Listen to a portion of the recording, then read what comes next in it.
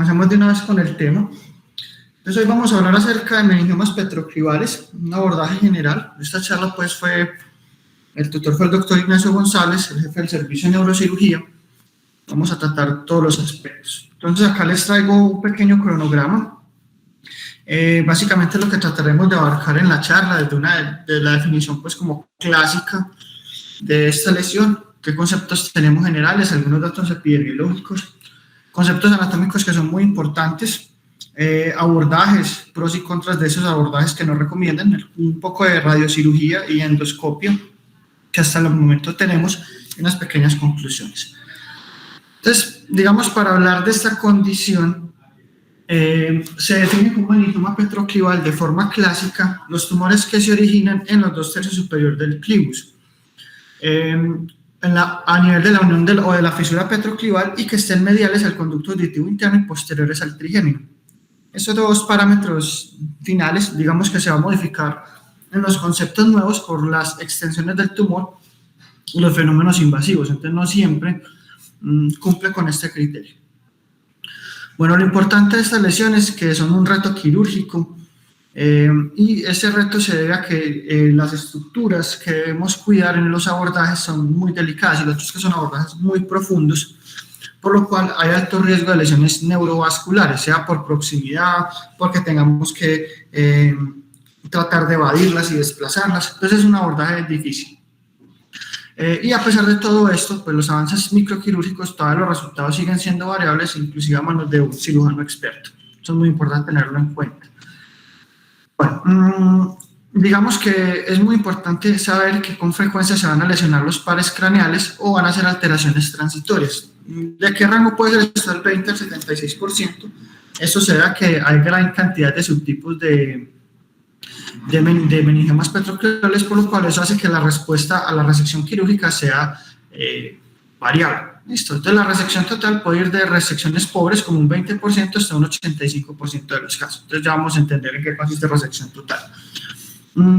Aunque hacia la actualidad se están tomando de pronto un poco de conceptos de conductas un poco más conservadoras, en especial para los tumores muy grandes, donde no se pueden ofrecer tratamientos completamente curativos desde el punto de vista quirúrgico.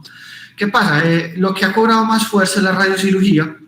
La endoscopia todavía se ha quedado un poco corta, por unos conceptos que hablaremos más adelante, pero en general hay que tener esto de forma muy clara.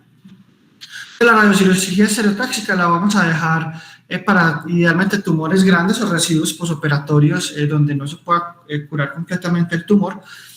Y digamos que tiene mucha fuerza es porque logra un adecuado control del crecimiento tumoral, es decir, si el tumor no disminuye su tamaño, al menos va a permanecer estable y tiene muy buena supervivencia libre de progresión a largo plazo. Para los tumores pequeños, digamos que la cirugía sí sigue siendo el enfoque principal y es una conducta agresiva y completa, ya que por el sector vigilar la lesión es mucho más contraindicado que en otras situaciones, porque obviamente además grande sea el tumor en una estructura central como es la zona petroclival, pues dificulta mucho su resección. Y digamos que en la literatura se ha encontrado un poco de definiciones, esto no es completamente relatado por todos los autores, algunos hablan de un punto de corte de 3 centímetros, de 3 centímetros para abajo se define como un meningioma petroclival pequeño, otros dicen grandes, mayor o igual a 3 centímetros, pero no es una constante en la literatura esta definición.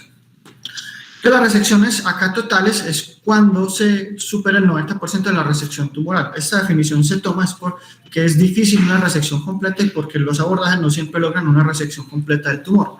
Entonces, cuando las resecciones superan el 90%, se considera que es una resección total y exitosa. Eso hace que los grados de resección puedan variar entre Simpson 1 a Simpson 3, acorde a la clasificación de los meningiomas, por lo cual es muy importante saber que esto es lo que genera esa respuesta variable en los desenlaces clínicos cuando hacemos el análisis de los estudios. Ahora, ¿qué pasa? Hay algo que se llama la resección subtotal, que es cuando el residuo es por debajo, supera el 10% o la resección está por debajo del 90%. Realmente estos son más delicados por el riesgo de recurrencia y aquí usualmente nos tendríamos que apoyar de una terapia adicional por el riesgo a complicarnos. Bueno, cuanto a los meningiomas, unos datos pues como muy puntuales, representan 1/4 de los tumores cerebrales 10% de esos tumores van a estar en la fosa posterior y este 10%, un 5 a 10% realmente serían meningiomas petroclivales, lo cual hace que la incidencia de esta enfermedad sea relativamente baja, ¿cierto? Y sea raro que no los encontremos. La clínica es muy amplia, pueden comprometer desde el tercero hasta el 11º par, que vamos a ver que hay unas zonas más específicas de compromiso. Y lo otro es que la forma como el tumor se expande es difícil. ¿Por qué? Porque puede tener 4 formas de extensión, 2 intradurales y 2 extradurales. Entonces, las intradurales sería la fosa posterior propiamente, realmente un desplazamiento hacia posterior o hacia el seno cavernoso. Y las extradurales tendríamos el apex petroso y la cueva de Meckel. Esto a veces puede estar infiltrando las 4 zonas dependiendo de los subtipos que encontremos. Entonces, como dijimos, es una entidad poco clara. La historia natural de esta enfermedad no está completamente clara. El abordaje quirúrgico aún es controversial. Vamos a ver que eso es más de la comodidad del cirujano y de las características tumorales. Entonces, la elección quirúrgica tiene 2 criterios de forma grande, que son las características tumorales y las características clínicas. Entonces, las características tumorales van a depender de la localización, tamaño y extensión. Como vamos a ver, la localización pues no siempre va a ser estrictamente en las zonas de la fisura petroclival. El tamaño pues ya sabemos que podemos hablar de pequeños y grandes, y la extensión es dependiendo de la forma como crece el tumor, se subclasifica en algunas variables que iremos tocando a lo largo de la charla. Bueno, las características clínicas tienen en cuenta 3 componentes: la edad del paciente, la función facial y la función auditiva. La edad obviamente es porque si es un paciente anciano, podríamos ser menos agresivos para la resección tumoral. La función facial y la función auditiva se relacionan principalmente con el tipo de abordaje a seleccionar, porque en algunos componentes, en algunos abordajes, podríamos sacrificar lo que es la parte auditiva y alto riesgo de lesión facial. Entonces, siempre tener en cuenta mucho este componente a la hora de enfocarnos en estas lesiones. Pero las guías sí son muy enfáticas y es de todos los abordajes que tocaremos, el cirujano escoge el que más se sienta cómodo, y en general las guías tratan de estandarizar los abordajes de una forma más simple. Digamos que ellos forman 3 grupos clásicos de abordajes: el orbitocigomático, algunos hablan de reemplazarlo por el subtemporal, eso pues es variable; el transpetroso con sus 3 variables, anterior, posterior o combinado; y el retrosigmoideo, muy importante. Aquí hablan del retrosigmoideo clásico porque vamos a ver que también hay algunas variables importantes. ¿A qué edad se presentan estas lesiones? En promedio a los 40 años de edad, el rango va entre los 5 a 70 años. Sabemos que predominan ligeramente en mujeres por ese fenómeno de los estrógenos en una relación 2:1. Los síntomas suelen ser tardíos y el paciente consulta en una etapa usualmente avanzada de la enfermedad, promedio 2 a 5 años, porque suelen ser síntomas vagos e inespecíficos. Ahora, hay 2 componentes que hay que tener en cuenta, y es: hay lesiones transitorias que usualmente se da por tracción y ocurre principalmente por el sexto par, ya que al estar fijado el canal de Dolero tolera mucho menos la manipulación. Y la lesión quirúrgica permanente estaría entre el 7º y el 8º par. Esto, digamos que adquiere poder porque en muchas de las decisiones a la hora de operar un paciente, podríamos hablar de lo que vendría siendo sacrificar el 7º y el 8º en el abordaje. Entonces, eso es una decisión que se toma y esto puede elevar el gran número de lesiones de los pares craneales a la hora del abordaje. Entonces hay que tener esto en cuenta en la estadística. La clínica, bueno, usualmente el tumor en las etapas iniciales es pequeño y no va a dar ningún síntoma. Inicia el cuadro clínico es cuando el paciente ya tiene un tamaño tumoral relativamente importante y se pierden los mecanismos compensatorios. Digamos que hay un cuadro que arranca con cefalea, es una cefalea vaga, no muy característica, y lo más llamativo es que el paciente desarrolla un síndrome cerebeloso, esto no se presenta en todos los casos, y algún compromiso entre los pares craneales, puede ir desde el 3º hasta el 11º par. Hablemos un poco de los conceptos anatómicos. Vamos a hablar inicialmente del clivus, después del hueso petroso. Entonces, el clivus es una estructura que pertenece al hueso esfenoidal, está limitada de forma lateral por el hueso petroso y a nivel inferior por el foramen magno junto con el hueso occipital. Tiene algunos límites laterales, sobre todo el clivus, que vendría siendo el foramen lacerum, el foramen oval y el foramen espinoso, en cuanto a la relación con estos tumores y los abordajes. Otro componente muy llamativo es que tiene una alta relación con la silla turca, y como vamos a ver, el dorso celar se incluye dentro del clivus, lo mismo la porción inferior del foramen magno, que vendría siendo el bastio. Entonces, es muy importante conocer estas estructuras porque tenemos una gran relación también con el seno cavernoso, con la cueva de Meckel y con el ganglio de Gassier. Es muy importante tener estos componentes. El hueso estenoides también hace parte pues, de la porción interna y la pared posterior de la órbita. Y usualmente nuestro punto de partida vendría siendo su relación con el cigomo, como lo vemos acá, en su porción anterior. Entonces, usualmente los abordajes se dirigen hacia el conducto auditivo, pero teniendo en cuenta ese límite anterior, que usualmente es el tercio anterior del cigomo. En su porción inferior, pues se relaciona con la fosa infratemporal. Tiene como extensión las apófisis pterigoides, se relaciona con el vómer, pero digamos que en este caso no es tan importante, está en la cara inferior la anatomía, porque no es de nuestro interés para el manejo de estas lesiones. Hay que tener en cuenta unas relaciones importantes en los abordajes, y aquí sería muy llamativo tener una tomografía para tratar de describir estos hallazgos. Entonces, en la filmina A, como vemos en el punto número 1, esto se llama el tubérculo yugular. No está presente en todos los pacientes o puede estar plano.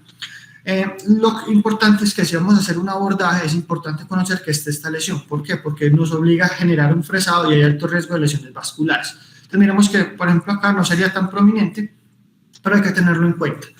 Listo. Pues acá inicia usualmente en el tubérculo yugular, está medial a él y está inferior a toda la fisura petroclival, como vamos acá en la imagen, que sería el punto número 2. El punto 4 es el dorso celar, que lo incluyen dentro del clivus para la definición del manejo. Y en el punto 3 vemos dos surcos, uno superior y uno inferior, que son el surco de los senos petrosos superior e inferior, que generan unas marcas vasculares a la hora de enfocarse.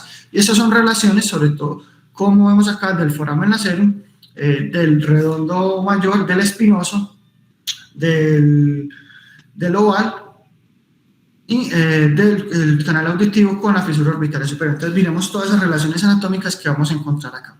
En la filmina B, pues nos muestran es el dorso y el bastio, principalmente como estructuras del clivus, su relación con la silla y con el seno esfenoidal, que en algunos casos permitiría un abordaje vía endoscópica. Hay algunas variantes que hay que conocer, muy importantes. La fisura petroclival, en la porción medio podríamos encontrar este huesecillo que se llama el os refagenosis, que básicamente es un huesecillo libre y que nos podemos encontrar. No debemos asustarnos con él, no hay que manipularlo, pero es una variante que encontramos en estos abordajes. En algunos casos, pues si está libre y obstruye el paso, pues se podría retirar.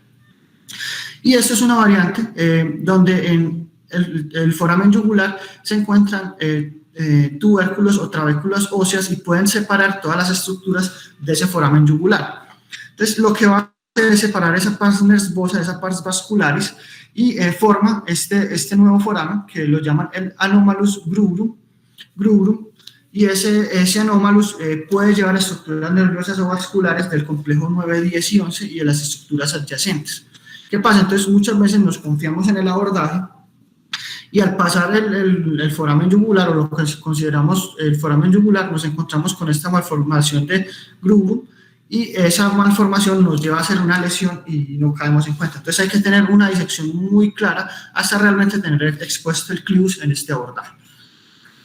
Aquel clivus y en muchas de las patologías se divide en 3 segmentos y eso es lo que se habla de los 2 tercios superiores.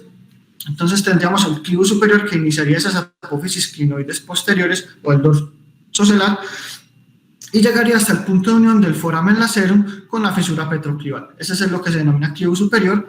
El clivus medio va por toda la fisura y se limita hasta el foramen yugular. Cuando entra en este contacto se considera el clivus inferior. Aquí tenemos pues una serie de suturas que no se ven con claridad, que serían las suturas clivo-occipitales.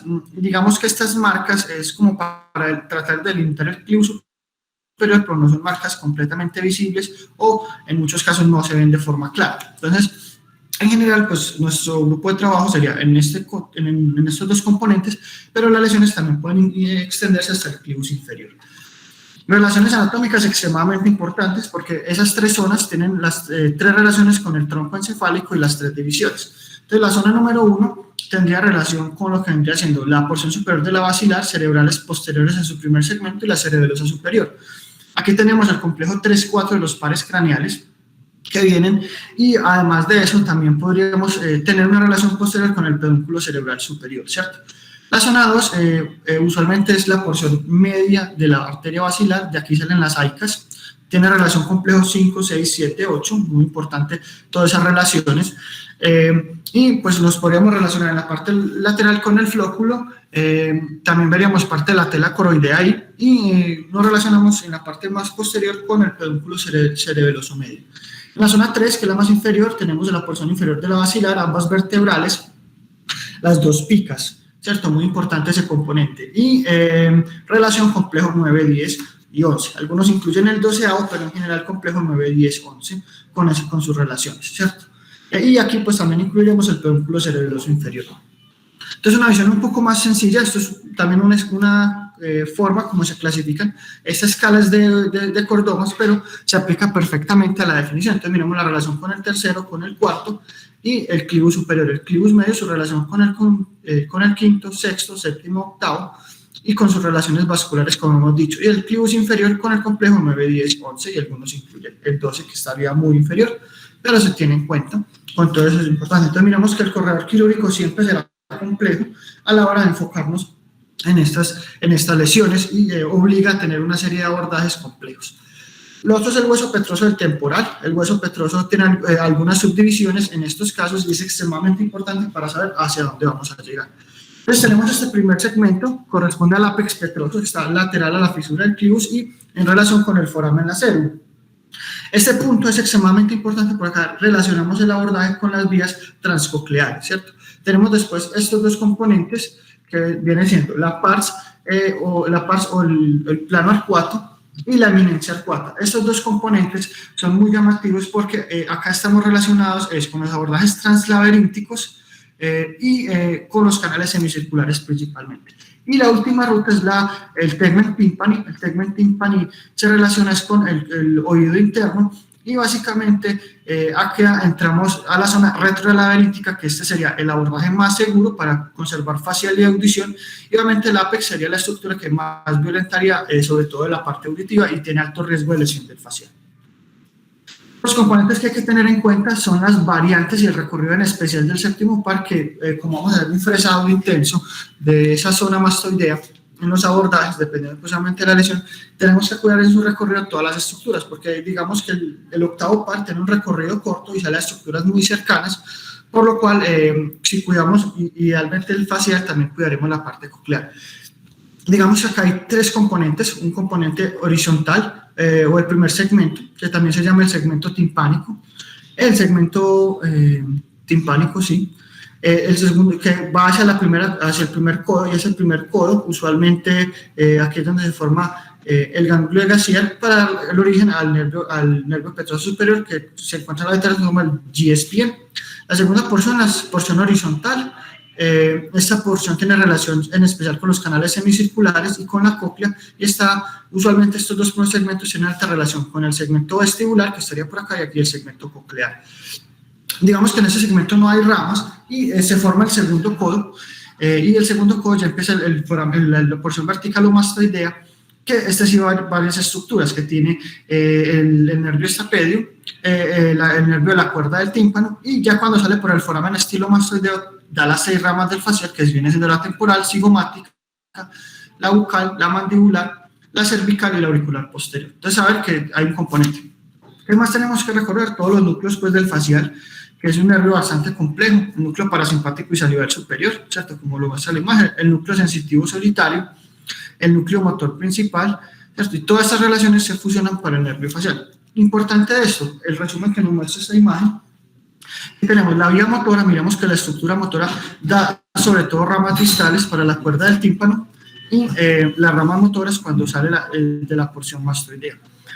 El núcleo del superior y de las fibras parasimpáticas da 2 ramas, que sería el GSPN en esa porción del primer segmento del ganglio de Gassier, y la segunda vendría siendo lo que vendría siendo en la sección de la cuerda del tímpano, las vías parasimpáticas de los núcleos salivatorios y el gusto de las 2/3 anteriores de la lengua. Y la rama del tracto solitario básicamente estaba con el nervio de la cuerda del tímpano incorporado para tratar de hacer este enfoque. Entonces, tratar de conocer todos estos abordajes es muy importante por las relaciones que vamos a ir encontrando poco a poco en los abordajes. Acá tenemos pues otro corte más simple tratando de mostrar, y miremos que recorrido del octavo es bastante corto, por lo cual la función inicial es preservar en ese primer recorrido del conducto auditivo interno la parte del octavo par. Digamos que hay una serie de cortes axiales que debemos conocer en la tomografía. Entonces acá tenemos el corte axial más superior, que vemos donde inicia lo que vendría siendo el conducto auditivo interno. Acá se forma la porción horizontal o el segmento laberíntico de ese 7, ¿cierto? Para formar la primera rodilla, y aquí sería el receso del ganglio de Gassier, ¿cierto? ¿Qué más podemos encontrar acá? Vemos el vestíbulo, básicamente más adelante veremos la cóclea más profunda. Se puede ver la cabeza del martillo y la apófisis corta del yunque, pero casi siempre nuestra referencia es el antromastoideo para perseguir el facial. El segundo segmento, entonces ya aparece la cóclea, sigue estando el vestíbulo, nos seguimos basando en el antromastoideo y vemos toda esta porción.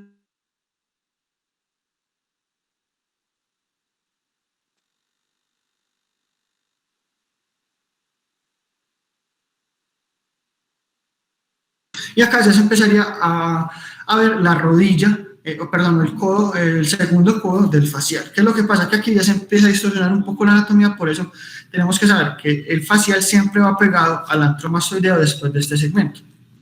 Entonces, miramos, se marca mucho mejor la cóclea, realmente empezamos a ver todas las estructuras de los canales semicirculares. Ya acá se empiezan a ver los conceptos más internos del oído, que esto lo maneja mucho mejor la otología, que está la eminencia piramidal, el sinus tympani, el receso del facial, y si vemos este conducto que vendría siendo el hiato o el conducto del nervio GSPN, extremadamente importante. Y miremos que el segmento mastoideo se empieza a hacer pequeño, pero siempre es el más proximal al antromastoideo. Ya vemos aquí el músculo tensor de la cuerda del tímpano, entonces ahí sabemos que aquí ya llegó una de nuestras ramas del facial y que estamos...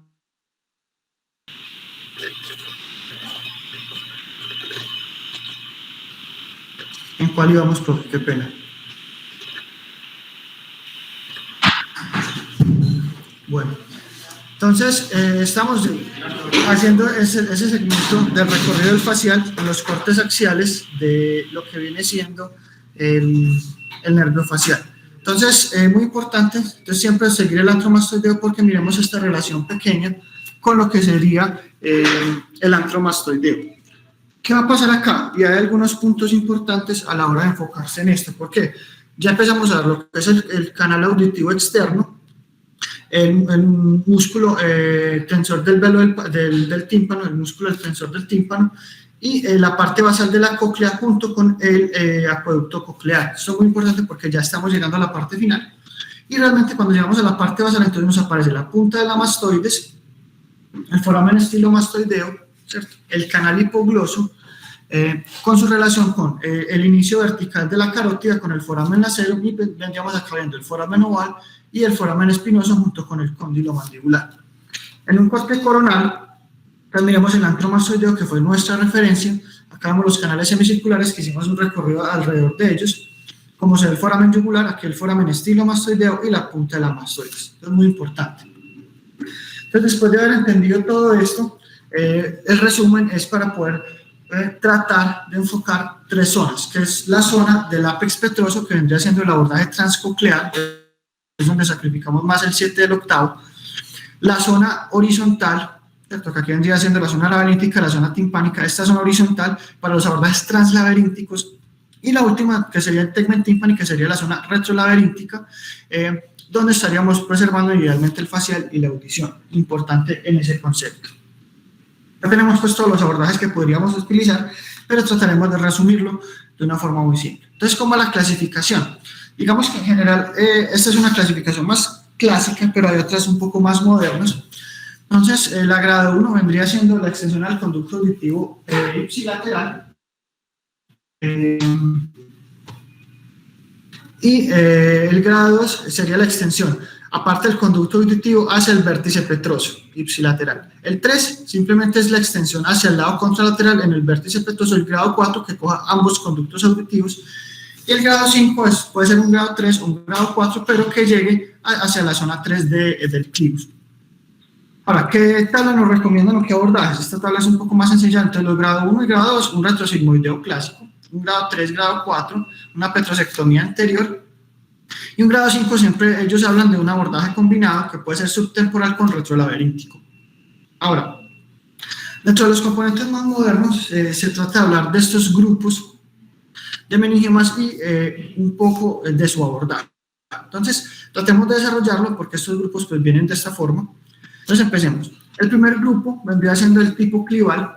Básicamente, su origen es en la zona de la fisura petroclival, pero todo predomina en el clivus. ¿Qué quiere decir? Está en la fisura, pero predomina en la parte del clivus. No es adherido, tiene una adherencia mínima al petroso, ¿cierto? Y el crecimiento es solo en dirección hacia el clivus y hacia la fosa posterior. Esta es la primera clasificación que tenemos. El segundo es el petroclival. Básicamente sí tiene su origen en la fisura petroclival, pero crece en dos formas, hacia el clivus y hacia el petroso. Sí le gusta comprometer el ángulo cerebelo-continuo y es muy importante porque empieza a modificar un poco el abordaje. El tercer grupo es un poco más complejo porque viene siendo el petroclivo esfenoidal. Entonces, como su nombre lo dice, predomina en la zona petroclival, pero tiene compromisos del esfenoides. Lo más importante es que tiene una extensión hacia la fosa media, tiende a pegarse al clivus superior, ¿cierto? Y se puede extender a la zona celar o a la región paracelar, y también puede comprometer o estar cerca de la pared posterior del seno cavernoso. Y el último grupo, que lo subdividen en dos, en el tipo 1 y el tipo 2, que es el esfenopetroclival. Entonces aquí la lesión va a predominar es en el esfenoides, y después de hablar de todo esto, hay un compromiso del seno en general del seno cavernoso. ¿Qué pasa? Que en el subtipo 1 usualmente no daña o no violenta la pared del seno, ¿cierto? Y digamos que logra un espacio constante entre el lóbulo temporal, digamos que el abordaje no sería tan complejo. El tipo 2 es un poco más difícil porque sí tiene una dirección, sí violenta el seno cavernoso y aparte puedes violar de forma importante lo que es la zona celar. Entonces este tumor vendría siendo tal vez el más complejo a la hora de enfocarse de todas las lesiones porque tiene 3 patrones de crecimiento como hemos visto en las imágenes. ¿Qué abordaje nos recomiendan? Entonces ellos dicen de forma simple un clival y un petroclival, un retrosigmoideo clásico o un retrosigmoideo transtentorial cuando logra extenderse a la zona supratentorial. El petroclivo esfenoidal, ver dónde predominan las zonas anatómicas del tumor. Entonces, esa zona anatómica, entonces, usualmente es posterior, entonces recomiendan un retrosigmoideo transtentorial o un retrosigmoideo intradural suprameatal. Todas esas son variantes, son un poco complejas. Más adelante se simplificará un poco el concepto. Y cuando está en la parte en la zona anterolateral, ellos recomiendan 2 tipos de abordajes: el subtemporal transtentorial transpetroso o el presigmoideo combinado con supra e infratentorial. Estos son los menos frecuentes. Y para los esfenopetroclivales también hablan de 2 abordajes muy diferentes. Para el tipo 1, el pretemporal transcavernoso anterior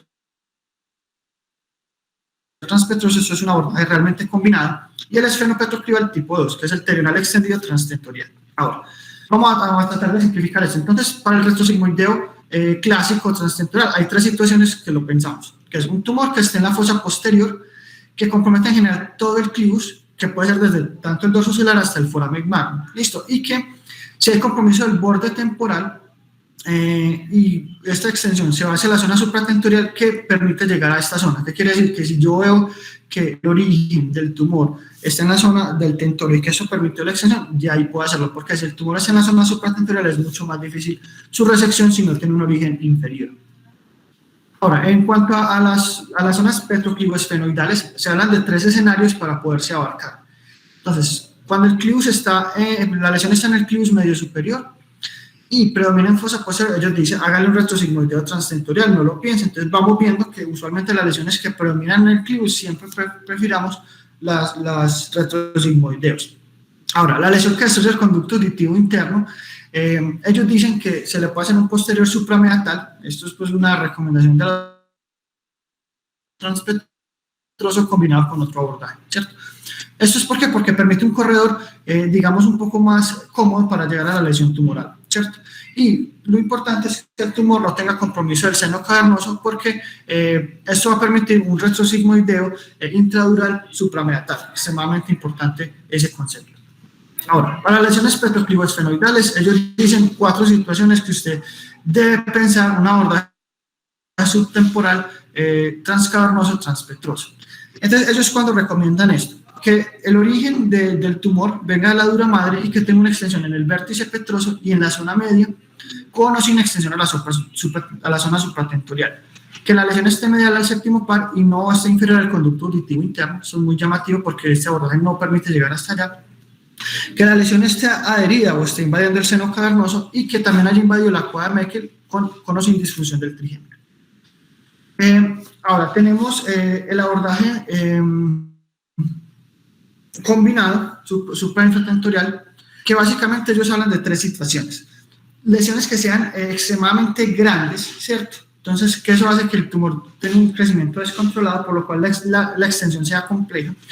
Entonces, sean lesiones que tengan tanto compromiso supra como infratentorial. Ellos hablan de que el compromiso esté por debajo del conducto auditivo interno y muy lateral al hueso petroso. Y cuando invadan la tienda del cerebro, pero aquí se puede decir que el abordaje suprainfratentorial combinado se puede reemplazar por un retrosigmoideo clásico con un subtemporal transtentorial transpetroso. Y el último grupo, que son los esfenopetoclivales, ellos hablan de dos indicaciones, que el subtipo 1, que es el transtentorial y el pterional extendido. Esto es muy importante porque estas dos variables a la hora de enfocarse permiten tener claridad de qué vamos a hacer. ¿Qué pasa? El más frecuente es el subtipo 2 y se prefiere en tres situaciones comparado con el abordaje del subtipo 1. ¿Qué pasa? Que la lesión que compromete el dorso celular, infiltración del cerebro y tenga extensión al espacio supratentorial, prefiere un tipo 2 porque prefiere un abordaje más complejo, que usualmente se va a tener que combinar. Que la porción principal del meningioma se ubique en la fosa media que invade el seno cavernoso y dañe la pared del seno. También preferimos un pterional extendido para mejorar toda esa visión. Y lo otro es que la porción ubicada en la fosa posterior no esté comprometiendo el clivus inferior. ¿Qué quiere decir? Que estos dos abordajes, en general tipo 2, no llega hasta zonas tan inferiores. Ahora, ¿cómo son las características core del abordaje? Entonces, lo más importante es tratar de entender con qué vamos a trabajar. Porque vemos que tenemos muchos abordajes, eso permite clasificar y a la vez manejar el tumor, pero no todos vamos a estar familiarizados con eso porque no son abordajes frecuentes. Entonces, cada uno tiene pros y contras a la hora de hablar de esta lesión. Y siempre, por comodidad del cirujano, él debe escoger con el que se sienta mejor y con el que considere que la resección va a ser más completa. Entonces, el retrosigmoideo clásico usualmente es un abordaje conocido por nosotros, es una craniotomía fácil y rápida, muestra muy bien el clivus, el apex petroso y la incisura tentorial, no requiere tanta retracción del cerebelo, no requiere fresado del hueso petroso, ¿cierto? Evita mucho la manipulación de los senos en general, es un corredor quirúrgico amplio. ¿Cuál es el problema? Que no expone una zona ventrolateral del tallo y los tumores con extensión supratentorial dificulta mucho su resección. El retrosigmoideo con extensión hacia la zona transtentorial. Básicamente es ampliar el abordaje anterior, pero igual se sigue quedando un poco corto a pesar de que mejora el abordaje. El pretemporal transtentorial anterior transpetroso, ese es muy bueno porque llega básicamente a toda la zona supracelular, interpeduncular y el clivus y expone muy bien la zona medial del conducto auditivo interno. Hay una referente que es la arteria meningorbitaria, que eso permite acceder a ese espacio de la pared lateral. ¿Qué va a pasar? Aquí hay una retracción constante del temporal, por lo cual aumenta mucho el riesgo, uno, de infartos venosos, ¿cierto?, de edema cerebral, pero tiene una gran ventaja y es que el abordaje es extremadamente amplio en cuanto al corredor quirúrgico, entonces logra unas muy buenas resecciones. El pretemporal extendido básicamente busca exponer la cresta esfenoidal, ver la clinoides anterior y exponer lo que es todo el segmento del trigémino y aparte de la clinoides posterior. Entonces es un abordaje muy bueno, pero que tiene esas limitantes sobre todo las zonas contralaterales. Factores de mal pronóstico, hasta la fecha tenemos 3, que es un tumor adherido a planos profundos. Esto es una disección pues obviamente compleja, eso en general en todos los meningiomas va a ser difícil. Robo de la circulación basilar por alto riesgo de infartos o de que el paciente tenga un sangrado importante y obviamente un paciente intervenido previamente, que en estos pacientes usualmente el riesgo de reintervención es alto. En cuanto a los abordajes, entonces, siguiendo con ese orden de ideas, ¿qué vamos a pasar? El órbito cigomático lo trataremos de ampliar para ver toda esta zona celular y retrocelular y el seno cavernoso. Entonces es muy importante porque puede ser un caballito de trabajo bastante complejo y también logra una adecuada exposición de todas las fosas, en general de el segmento superior de cada fosa, y permite ver la muesca tentorial, sobre todo el clivus contralateral. Entonces es un abordaje que nos va a permitir trabajar de forma completa, inclusive algunos lo consideran superior al retrosigmoideo. Está el transpetroso anterior o de Kawase, básicamente nos busca o nos ayuda de la extensión hacia el conducto auditivo interno y el ángulo cerebelo-pontino. Tiene unos límites que enseguida hablaremos de ellos, que básicamente es buscar el triángulo de Kawase, que de ahí viene su nombre.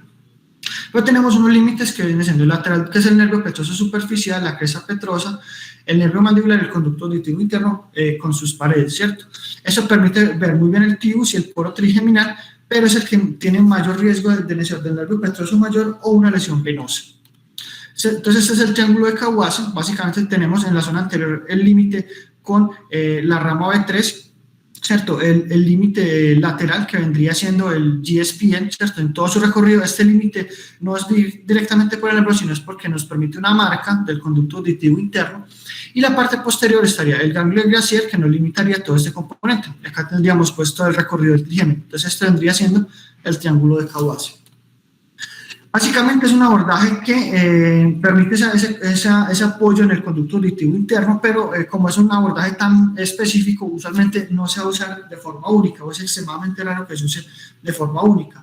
Entonces se prefiere usualmente para abordajes combinados.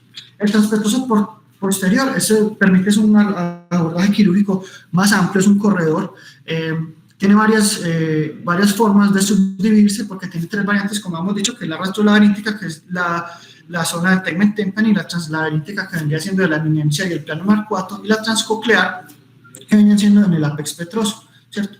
Básicamente, dependiendo de lo que yo necesito, hago el grado de resección y si, dependiendo del compromiso de los pares que defino uno de esos tres abordajes, como habíamos dicho.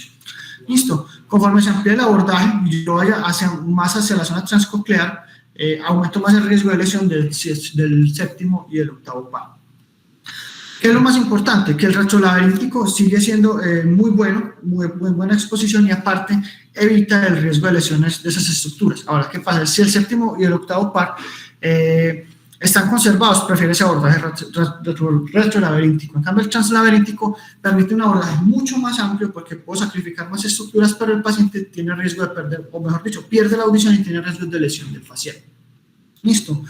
¿Qué es lo más importante? Esa debilidad facial posoperatoria, eso hace que este abordaje sea poco frecuente, y en este caso vamos a buscar el triángulo de Trautmann. Algunos hablan del rombo de Trautmann, que es lo que vamos a buscar. Básicamente, ¿cuáles son esos límites? Entonces, los canales semicirculares, ¿cierto? El seno petroso superior, y algunos hablan del seno sigmoides con el bulbo yugular. Entonces, se habla del triángulo, otros hablan del rectángulo y otros del rombo, perdiendo después del abordaje, pero esos son los límites que debemos conocer. Transpetroso combinado simplemente es para lesiones grandes, combino un anterior y un posterior acorde a las necesidades que necesito. ¿Cuál es el problema? Que si yo hago este abordaje, hay alto riesgo de fístula, de tiempo quirúrgico prolongado, de lesión del facial y de la adena de la vena. Entonces, es muy raro combinar estos dos abordajes, pero está escrito en la literatura. Y el retrosigmoideo básicamente es para las lesiones que predominan del ángulo cerebelo-pontino, permite una extensión hacia la cueva de Meckel y es un abordaje estándar. Deberíamos idealmente tratar de trabajar siempre con este abordaje, que es el más familiar que tenemos. La parte endoscópica es muy puntual, se prefiere un abordaje estándar transnasal. Las indicaciones son estas tres, que es un tumor que sea usualmente de tamaño grande, que la base dural predomina en el clivus y que la ubicación esté en la línea media. ¿Qué pasa? También a la vez tiene muchas contraindicaciones porque si el paciente tiene comorbilidades que no le permiten, tiene una adherencia muy lateral del tumor, tiene un revestimiento vascular importante o una anatomía no favorable que esté por fuera de estos componentes, el paciente no puede ser intervenido. El concepto de radiocirugía básicamente es el control de la recurrencia a los 3 años, es buena, entre un 4 a 13%, la mayoría del paciente logra un buen control del crecimiento tumoral y un 94% va a lograr control de síntomas. Entonces, ¿qué pasa? Que a pesar de que puede haber crecimiento del tumor, solo un 3% hace un nuevo efecto de masa, el resto va a permanecer menos estable o disminuir de tamaño. Esas lesiones por radiocirugía se siguen al menos durante 2 años, cada 6 meses, listo, para evaluar ese seguimiento del tumor. Y usualmente la radiocirugía le pega duro al séptimo par, en especial por su ubicación. Estos son pues los márgenes que describen de dosis y de esquemas, pero realmente eso pues depende más del grupo que lo abarque y de la toma de decisiones, del grupo de base de cráneo y de radiocirugía. Entonces, un resumen pues de lo que vemos, pero la forma más sencilla que vamos a buscar es esta, porque usualmente el tumor siempre va a estar en fosa posterior. Entonces ellos dicen, muy fácil, es en fosa posterior única. ¿Listo? Está lateral del conducto auditivo interno, hagan un retrosigmoideo, trate de usar el abordaje más conocido. Está medial al conducto auditivo, paciente escucha o no escucha. Entonces, si escucha, ellos dicen, trate de hacerle un retrosigmoideo y le puede agregar un transpetroso, que es el que usted considere. El paciente no está escuchando, hágale un transpetroso acorde a las características del tumor, no se enrede tanto. Sena fosa media y fosa posterior, lo mismo, escucha o no escucha. Si escucha, hágale un combinado, idealmente algún tipo o que podría ser la combinación de un retrosigmoideo con un orbitocigomático. Eso resumiría de forma puntual, digamos, los esquemas y las recomendaciones hasta el momento. Los resultados, el promedio de la resección tumoral llega hasta el 70% de los casos, es difícil, ¿cierto? No hay, digamos, diferencias estadísticas en cuanto a los resultados a largo plazo en las resecciones subtotales o totales, pero sí hay una diferencia importante es en la calidad de vida de los pacientes en cuanto a las resecciones completas, ¿cierto? La estancia en promedio son 15 días, pero las lesiones esfenopetrocribales van a tener por sus características una estancia un poco más prolongada comparada con los otros abordajes. Los pares craneales se van a comprometer mucho, desde un 40 hasta un 70%, entonces la morbilidad llega hasta un 40% posoperatorias, pero en general se reduce casi a la mitad en el seguimiento, porque eso es secundario a la manipulación y al edema. ¿Cuáles son los pares que más se van a comprometer? Del quinto al 11º par. Las lesiones más mórbidas que más riesgo tienen son las esfenopetroclivales y los tumores pueden recurrir con alta frecuencia. ¿Qué quiere decir? Que yo debo tratar siempre de apoyarme en otros tratamientos aparte de la cirugía. La resección completa tiene una recurrencia hasta el 17% y la resección subtotal se llega hasta un 44%. Mortalidad usualmente es baja, 1 a 3%. Es muy importante, la mayoría de pacientes, el 75%, tiene una regresión a su calidad de vida funcional, al menos después del año de intervención. Entonces, decirle al paciente que la recuperación también es un poco lenta. Recordar pues ese riesgo de los abordajes combinados, en especial los transpetrosos, por alto riesgo de fístula líquido cefalorraquídeo, paresia o parálisis facial. Y los abordajes laberínticos con el riesgo de parálisis facial e hipoacusia. Las fístulas y alteraciones en general son bajas, dependen más de la técnica quirúrgica o para tumores extremadamente grandes, pero usualmente están por debajo del 10%. Entonces, para concluir, los meningiomas petroquirúrgicos son un reto quirúrgico, siempre deben ser abordados por un experto, idealmente por un equipo multidisciplinario. Los resultados han mejorado con el tiempo, pero la intervención todavía sigue siendo compleja y en la actualidad hay nuevas alternativas y manejos menos invasivos y agresivos para el control tumoral. Y ya con eso terminamos. Muchas gracias.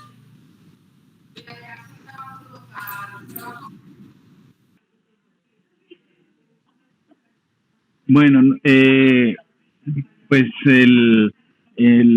lo que yo he visto con relación exclusivamente a los meningiomas petroclivares es que afortunadamente ha cambiado para bien, para el bien de los pacientes. Cuando nosotros éramos residentes y teníamos profesores tremendamente buenos profesores, tremendamente buenos neurocirujanos, pero, o sea, un meningioma petroclivar era un meningioma que generalmente terminaba el paciente en traqueostomía, gastrostomía, y era un paciente que no se podía rehabilitar para sus actividades cotidianas, con unas resecciones más o menos, ni siquiera resecciones totales, pero eran pacientes que quedaban muy lesionados.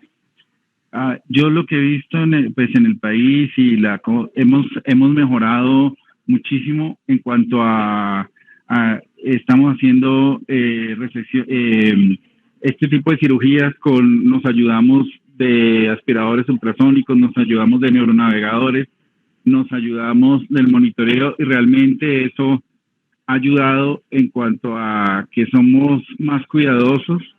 El daño es más previsible y tratamos de hacer el menor daño posible a los pacientes. Sin embargo, mi opinión muy, muy personal en cuanto a los meningiomas petroclivares y de haber hecho varios tipos de lesiones de este tipo, yo soy un cirujano híbrido, entonces considero que el paciente, lo primordial es que el paciente sea funcional.